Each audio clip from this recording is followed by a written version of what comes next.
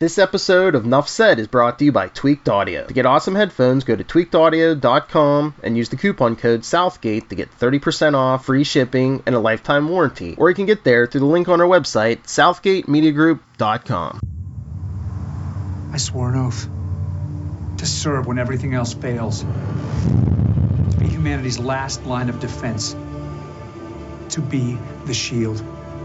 Fury always said, a man can accomplish anything when he realizes he's a part of something bigger. A team of people who share that conviction can change the world. So what do you say? Hello, heroes, and welcome once again to Nuff Said. I am your host, Charlie the Professor Esser, and with me, as always, is my skinny rich friend. It's Mozz! Hey, Mozz. Welcome back to Nuff Said, the Southgate Media Group's Agents of S.H.I.E.L.D. podcast. Tonight's episode, Season 6, Episode 2, Window of Opportunity. While Fitz and Enoch struggle in space, Sarge and his team move forward with their mysterious mission on Earth. Our director this week is Kevin Tancherian. Writers, of course, we got our Marvel guys Stan Lee and Jack Kirby doing the original concepts of S.H.I.E.L.D. Joss Whedon, Jed Whedon, Marissa Tancherian get our created by credits. The written bys too. I don't know if it's a brother-sister, husband and wife writing team, but James C. Oliver and Sharia Oliver get our written by credits this week. They also are the executive story editors of this episode, both of them together. And then George Kitson, hardest working person in show business this week, just our good old-fashioned regular story editor, because what's the point of being an executive without someone to boss around? This is a fun episode. I enjoyed it for a few different reasons. Starting to get a hang of the story and whatnot, but also whoever directed this episode was a huge video game nerd, because there's that scene in the jewelry shop. It, like, note for note, camera movement for camera movement, looks just like a mission in Grand Theft Auto 5. Well, I guess in many ways they are doing that real-life Grand Theft Auto 5. And then the portals, it seems like a lot of dynamics of, like, how a sideways portal on a wall, as long as it's appearing on a ceiling somewhere else, would give you that push of gravity through it. Those dynamics were explored a lot in the game Portal. And it seems like he was referencing a couple of video games in this episode, so I thought it was pretty cool. Oh, well, that is cool. See, I am not the video gamer. Ever since they went to 16 bits, I mean, who needs that much? That's what I say. Too many bits. I don't know what to do with them. Exactly. It's like, when my day we had 8 bits and we were grateful. But so glad that you can come in with that young man's perspective, your millennial perspective, Maz. Let us know. Yeah, I like this. I like our world hopping. We shall say, I don't know if they're even really antagonists. It's like they're on their own mission. They are the protagonists of their own story. Though they did kill Agent Fox last week. Agent Fox, we hardly knew ye. It almost seemed like he wanted to make a show of killing him, because then further on, he doesn't really make it a point to kill somebody unnecessarily. And at that moment, I don't know, it felt unnecessary to kill him. So, I mean, yeah, it was a little shocking. Because, that's an energy weapon he shot him with last episode. And I was halfway waiting for it to have been on stun, But, and I guess maybe the deeper aspect of this is that he has no problems with killing people when they get in his way. It's not really his preference, but because, when you kill people, it always causes more problems than it solves. Right. So for example, just to jump ahead a bit here, when they're doing the heist, and like the guards all get, basically turned into butterflies, as our snowflake says. And that's one of my favorite lines. They don't all come back as butterflies. He's like, look, this was a little more violent than I wanted it to be, but good news, you're not going to have to pay for it because you're too valuable to me right now. And I did I like the way that, basically what you get from Sarge is, and I guess in many ways, like the previous Coulson character, he is a man who is not above, he's not above killing. It's the job. It's not something he relishes, and it's not his raison d'etre. He doesn't go out there just to kill, but he does go out there, and sometimes, people need to die.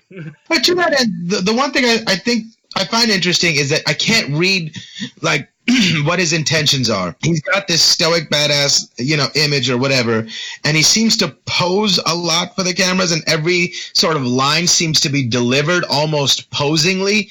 So it's almost like he's this badass guy, but for no reason. I don't know if he's good or if he's bad. It doesn't seem like he really genuinely cares about anything or has a goal. He's just there to say cool lines. Well, he seems to be a nihilist, and we see, and again, jumping ahead, when we get our post-credit scene, where we get to see what was on the previous worlds they've been. And you kind of understand why, because it does appear. There's a post-credit scene? Yeah, when he shows them what was on the video, like the little when he decodes the little silica. I thought that was the post-credit scene, wasn't it? Oh, right. I think it was just at the end of the episode, or maybe it was post-credit. I didn't notice it, but yeah, where their world is being eaten by these creatures flying back. Oh, those are the flying bats that came out of their portal initially. They're birds. Oh, they were birds. And they're Gotcha. Birds, and I wonder what that's about. Yeah. That's the thing. Like I had said previously,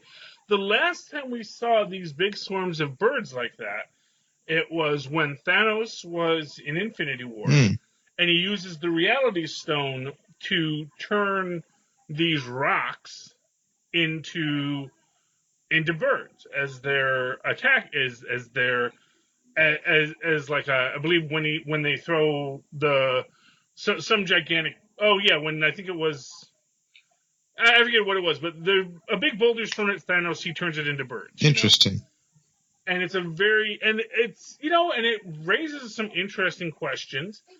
One of which is, are these people coming from a universe where maybe, as you remember, if you will recall from Thor: The Dark World, the Reality Stone, was central to that, and possibly this is basically the seeping of that Reality Stone, just destroying the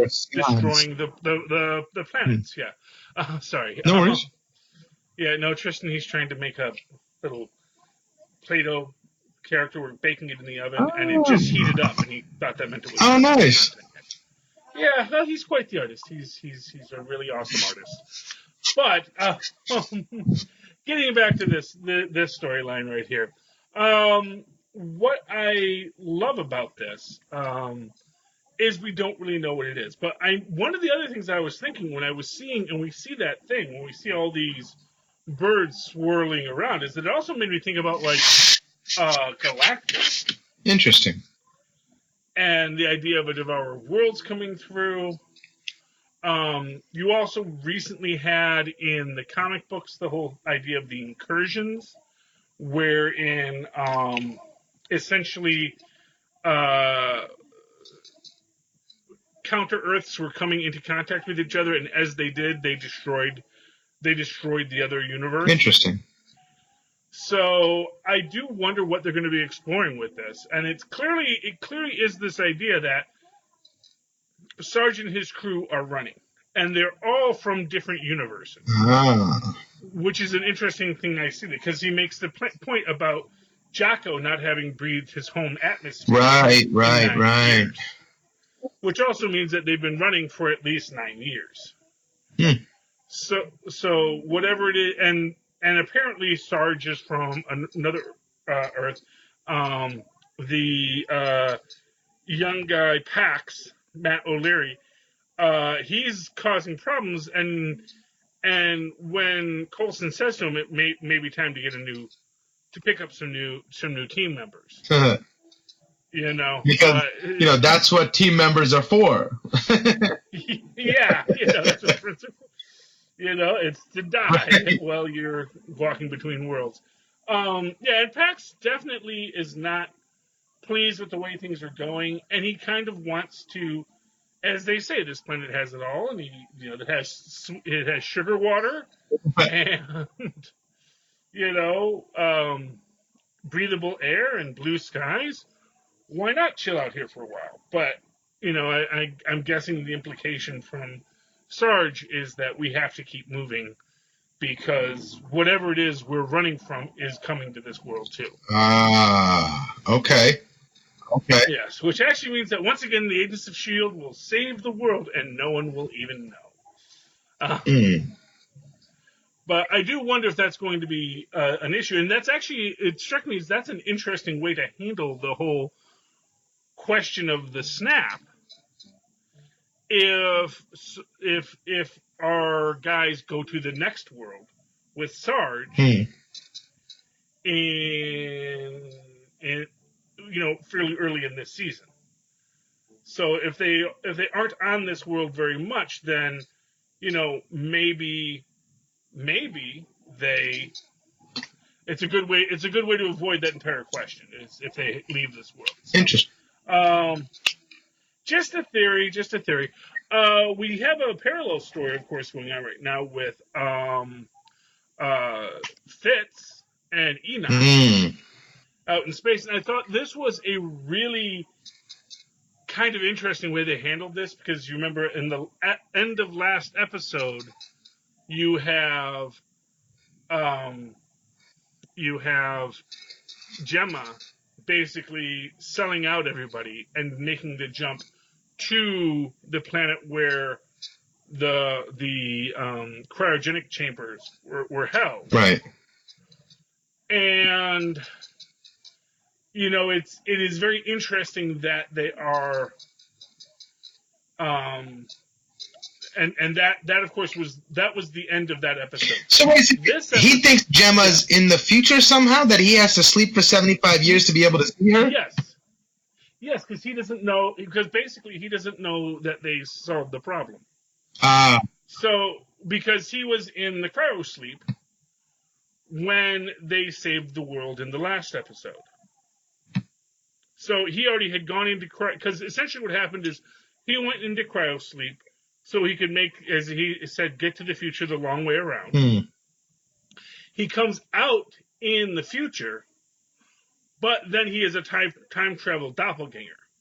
And as anyone knows from Futurama rules, when a time travel doppelganger is in a universe, they will always die. So, the only way that a time travel doppelganger can avoid that is to get out of that universe. But the original guy that's in there? No. Well, actually, if you go by Futurama rules, which aren't really scientific rules, but it's just, the idea that, time travel doppelgangers always die. It's a law of storytelling, if nothing else. Gotcha. And in that case, Fitz dies at the end of last season, but because it's his time travel doppelganger, it's the one that went to the future and came back. Fitz is actually still out there traveling to the future, but because he's already traveled to the future and they've come back and fixed the timeline, he doesn't have to go to the future because it's now a different future. Wow. They avoided the issue that was going to cause that alternate universe. That alternate universe still exists, of course, as an alternate universe, but in their current timeline, they altered that timeline so they are no longer so that essentially he can't get to that universe now, taking the long way around anyway. All he would do is wake up 75 years in the future, and everyone else will have gotten, and it won't be in the future. Right, Gemma will be dead already. Exactly. So, and that gives us a very neat structure for this because so at the end of last episode we see Simmons make that jump. This episode, it's all about Fitz and Enoch sort of dealing with how they're going to, because they're hiding on this ship. They're not stowaways, but they also don't know that he's a Terran. And actually, it seems like Enoch might be a stowaway because they're hiding him in the wall. He's a robot; he doesn't care. Right. It's like Bender. It's like I got 4 whole cubic meters. And his clock is huge. Yes.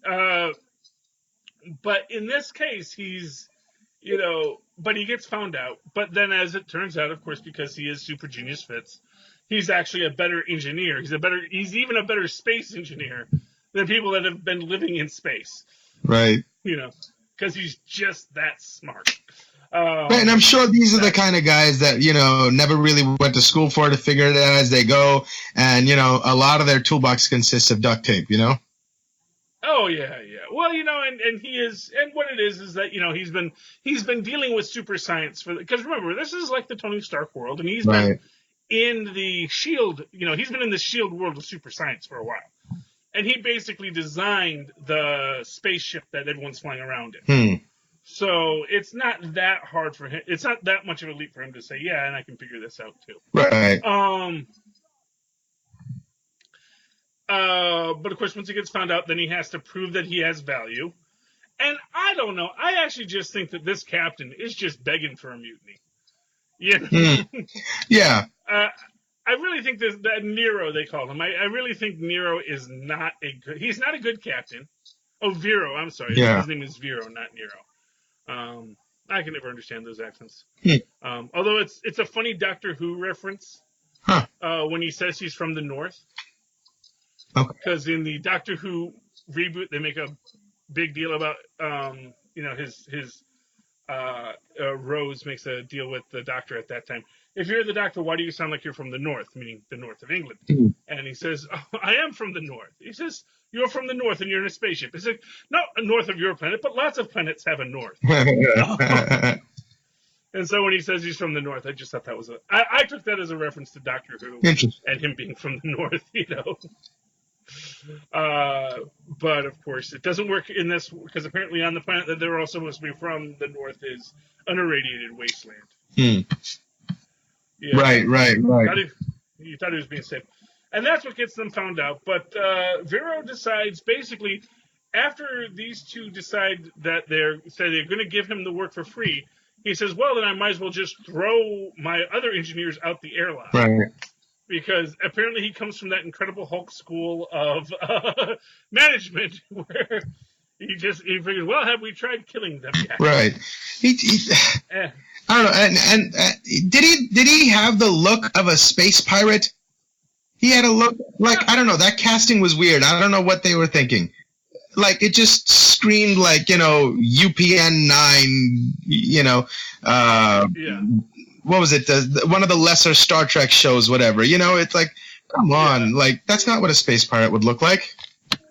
Well, I honestly don't know what a space pirate would look like. I mean, the only space pirates we know about. So, and he's not a space pirate. And this is actually, it's an important differentiation. He's not a space pirate. He's actually just a cruel captain. He's basically supposed to be like a merchant marine, Captain Bligh kind of character. Yeah. So it's a perfectly legitimate ship, but when you're in between planets, if you throw someone off your ship, for whatever reason, it is of course within the laws of space maritime law. The captain is absolute ruler on his ship. So, but I got to think, and that's my thing. It's like they say, these guys will be charged as mutineers.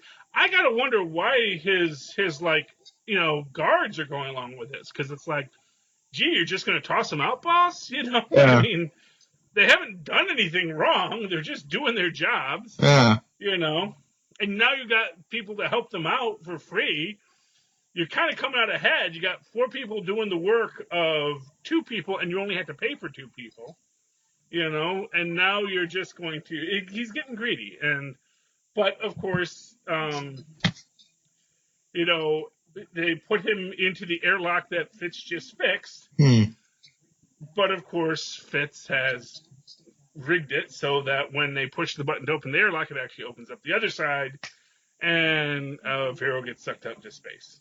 So wait, did Fitz do that, or did Enoch do that? Well, Fitz looked pretty scared when he went in there. He didn't look like he knew what was up. No, I think Fitz knew that. Oh, okay. Yeah, no, that was Fitz's plan. Gotcha. And in fact, Enoch mentions to him, you did right. You recognize that the most violent outcome was what was going to be likely with Vero. And again, like I said, I think that there was like only 5 people on this ship. It's like Vero, his 2 henchmen, and then the 3 engineers.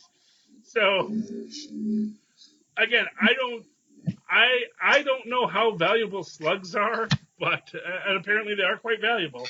But weren't they valuable in Futurama also? Oh, slugs are always valuable. Everybody, because it's like snails; they're a delicacy. Yeah.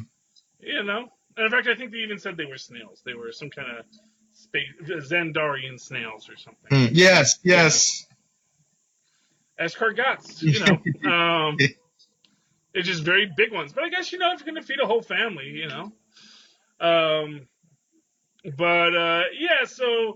so they do save the engineers. They suck out the other 2. And Enoch makes the point that, well, we can probably sneak off of this when we get to that world. But, of course, they'll be put to death as mutineers. Right. And so he has to make a decision. He's not going to go to the planet where the device was made because he needs to get these people that he just saved to another planet so they're not put to death. Right. And of course, what you get is you have at the end of that storyline, you have Fitz and Enoch, blasting off just as Gemma and Chloe show up. Sky. Or Daisy Johnson. They all wind up there at that planet just as Fitz leaves. So it's kind of sad that they miss each other, and I wonder how that's going to play out when we get to the next episode. Yeah. One imagines it's going to be a big deal because obviously Gemma has doomed them all with this jump that was not approved. Because they don't want to end up like Tony Stark at the start of Endgame, just floating out in space. Yeah. Not enough fuel to get back home. And that is how we handled that story. Now, meanwhile, back on Earth, we have Sarge and his crew, and they're trying to determine. Well, they're making their plans, and they make this issue that they need to get more PEGs. And not for nothing. The minute they held up the ad with the watch, it's like, oh, they're getting quartz. Huh. I knew it was going to be so. Well, at first I thought maybe it's like iridium, but they don't use iridium to do watch dials anymore, or radium. So it has to be. It was most likely quartz, and that's what it was. Yeah. They're looking for piezoelectric gems, which of course is that great gag. Show us where you keep the good stuff. It's like, wait a minute, this is. It's funny. They could have gone to pagan spirit festival and gotten way more high quality quartz. For sure. Just had to find the hippies. Yeah, man. Because it's a planet that not for nothing. We have a planet that's chock full of quartz. So, it's a silicate, man. They're great. Polarized silicates. Probably because we have magnetic poles on this planet, and we're chock full of silicon. So yeah,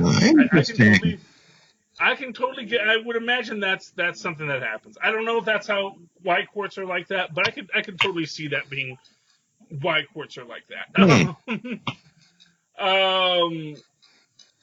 And of course we get, and actually, like I said, we get our first scene with them, and we see Sarge doing his whole line about being a hero. And one of the things I like about that is this, of course, kind of is a callback to one of the first places we saw Clark Gregg after after Iron Man, which was in a little short called "A Funny Thing Happened on the Way to Thor's Hammer," Hmm. where on his way to Thor's hammer, where it's landed in the desert, he like stops at a convenience store and has to, beat the heck out of some would be robbers. So, and here he is in Ohio being the robber. So, Right. yeah, it is also neat that when our new doctor, Dr. Benson, is going through all the different possibilities of what could have gone wrong here. Mhm.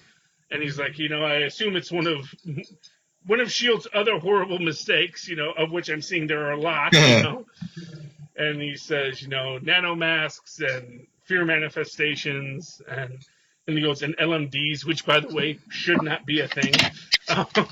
So what, is that something from last season? Like, oh yeah. Well, the LMDs are actually in the comic books. so they're clones, but they're not clones. They're robots? No, the LMDs are actually robots. Ah. And what they are is, well, the original idea behind LMDs was you had these super realistic-looking androids that you would send in, and they would be duplicates of people, so that people, like someone trying to assassinate Nick Fury, would actually wind up always assassinating one of his LMDs. This has led to a lot of interesting stories over the years, one of which is the idea that, every so often when you make these super advanced LMDs, every so often they actually gain sentience. Oh, could that be what Enoch is? Well, Enoch is a sentient machination. He is a sentient robot. But we don't. I mean, he's not like a bad guy sentient robot. Right. He's just a sentient robot who is sort of like, as we say, is like the Watchers. So wait, are LMDs inherently bad guys? Well, no, the LMD. So in this universe, in this storyline process, they had an LMD program, but they never really got the AI right. When they get the Darkhold, that basically awakens in these scientists who were working on the LMD projects the ability to make truly sentient AI, which then leads them to create what is called the framework, which was the alternate sort of like the Matrix, where they sort of created a world where everyone occupied in it, and everything was evil. So the LMDs, which were created by the Darkhold, because it is the evil book of evil magic, but was blended with science because that's how this universe works. So at first he's thinking maybe it's an LMD, maybe it's someone with a nanomask, but, as he says later, you didn't tell me this is the first time that he came back from the dead. Right. So this guy has a habit. And so I did they did a lot of really great exposition, running through some wonderful fan theories. As he says, I have a few hypotheses, which is what we scientists say when we really have no idea what's going on. But they do determine that from the DNA left at the convenience store, that this is in fact this is Philip Coulson. It's Philip Coulson's DNA. So now we're trying to figure out what that is. And when we get that great fight with Melinda and the whole gang, we see, when they do have to push her back through, and as you say, they do that thing where they flip it on its side, right. So now it falls through the wall. Falls through the wall. They, when she looks at Sarge and says, Coulson, and later Jocko asks him about it. It's like, did you freeze there? It says, what's this Coulson? What does that mean? He says it rings a bell. So we don't know yet what this Coulson is, what it's going to be, but it's certainly an interesting. It is certainly an interesting storyline that they're setting up, and I like how they are presenting everybody's ideas here. So they're really trying to give a good bit of exposition to everybody, make sure that everybody's on the same page, And I think they're doing it in a fairly reasonable way. I don't think they're doing too much of a plot dump on it.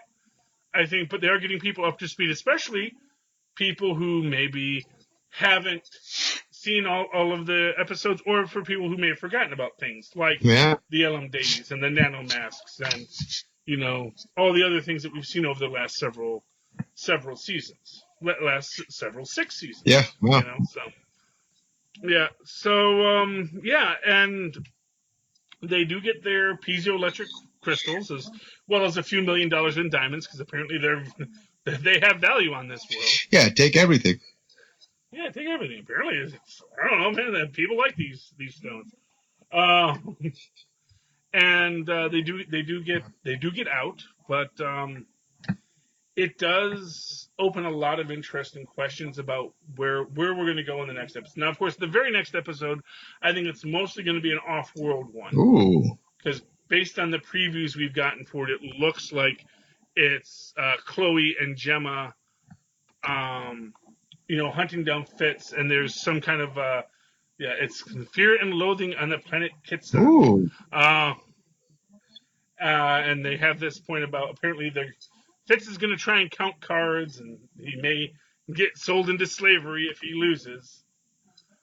Waka waka. So that's that. So I don't know if we're going to get a lot more of Sarge next week, or if they're going to be all off-world. But we'll have to see how they balance the two competing storylines. Any final thoughts you have on this night's episode, Mozz? No, I thought it was cool. I'm starting to get on board with the characters and enjoy why they like each other or don't like each other, and that's been interesting. So I'm getting into it. Yeah, I mean, I'm really glad they brought this season back. I do have a fan theory that, okay, so this is the thing. Okay, last season dealt with a time travel plot to save the world, with a constant worry that if they use this time travel plot to save the world, it might destroy someone that they care about. Make them blink out of existence. In that case, it was someone from the future that they had brought back with them, who was Deke. But I just thought it was neat how that same kind of idea is parallel in Endgame. Spoilers if you haven't seen it yet. In Endgame, where there is this time travel plot that Tony Stark is very worried that whatever they're going to do, it could make him lose having Morgan and Pepper. And I thought it was, like I say, they say they don't really know, but obviously there's something, because that both the plots of Endgame and the plots of the last season of Agents of S.H.I.E.L.D. dealt so strongly with time travel, suggests that they did know that time travel was going to be a factor. Interestingly enough, this would be the first time that something got introduced in Agents of S.H.I.E.L.D., the idea of time travel, that then got applied to the movies. Interesting. Yeah, so it is interesting. And again, like I said, they do seem to follow the same time travel dynamics that they have there, which are also arguably maybe in their own way kind of a quantum leapy style, because apparently, you have your own timeline. In the same way that in Quantum Leap you have your birth and your death, and that forms a circle in time for you, and you can travel to any point on that circle. That's Quantum Leap's theory of time. Also, interestingly enough, the one time travel, big time travel idea that they did not throw out in Endgame. So, Mozz, in the meantime, how can people find you? They can email me at mozzmanzor@gmail.com, or find me on Facebook under Mozz Manzor. That's MOZZMANZOOR. And, of course, you can always write to me in that old-fashioned email way, the way our Mozz and Poz once did, at superconnectivityblog@gmail.com. That's superconnectivityblog, all one word, at gmail.com. Of course, follow me on the live tweet, on the Twitters. I live tweet things when I can. Agents of S.H.I.E.L.D., Cloak and Dagger, and various other shows when I have the time and opportunity to do so. At Charlie Esser, that's CharlieEsser. Look for the 2 E's in the middle for quality. Ladies and gentlemen, thank you for joining us here at the Agents of S.H.I.E.L.D. I don't have a witty sign-off yet, but we can always use the classic sign-off for this show, which is simply to say, enough said.